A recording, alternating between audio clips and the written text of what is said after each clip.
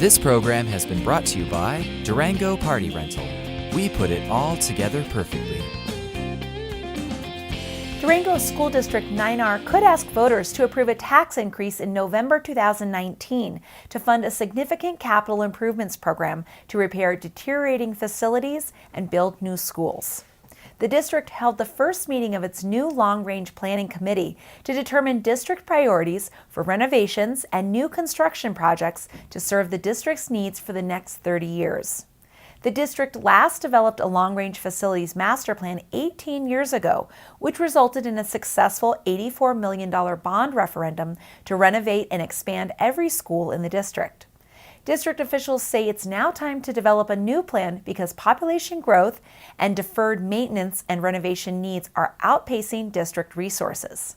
Like many school districts nationwide, Durango faces a significant shortfall in revenue to maintain and repair its schools. A 2016 study by the National Council on School Facilities and other agencies estimated that the nation's school districts should be spending about $145 billion a year to maintain, operate, and renew public school facilities. But school districts are spending only $99 billion a year, leaving a funding gap of $49 billion annually in deferred maintenance nationwide.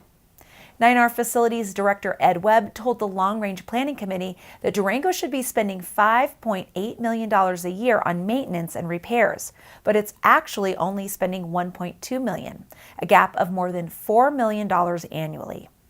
The district's deferred maintenance costs now total more than $123 million. When I have a list of like 32 project items, a lot of times we can only get to the first 8 or 9 each year. And these are all very important, and we feel fortunate that we're able to take care of those projects, but we are not keeping up with keeping the buildings in pristine condition. In addition to deferred maintenance priorities, the Long Range Committee will look at projects to improve school safety and new construction. The district owns school sites in Three Springs, Edgemont Ranch, and Twin Buttes. The committee will also determine whether the district should renovate the old high school building at 12th Street and East 2nd Avenue, or whether it should sell the historic facility and relocate district administrative offices elsewhere. This building right here, the central administration building that we're in, is in woeful need of renovations. Renovations are going to be very expensive, and so there's a cost-benefit analysis. Obviously, there's a sense of pride that this has been a school district building for quite some time. We want to make sure that we're honoring our local community, but at the same time, do we have a fiscal responsibility to look at what makes sense for this building in terms of renovations and what it could command if it went up for sale as well.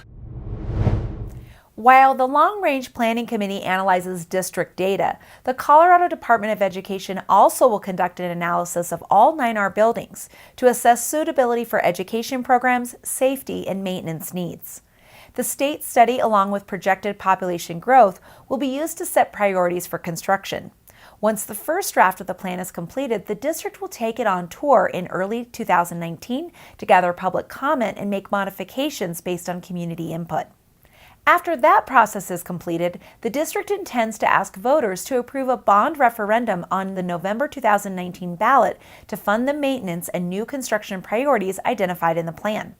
To stay on top of developments, follow the Long Range Planning Committee's progress at durangoschools.org.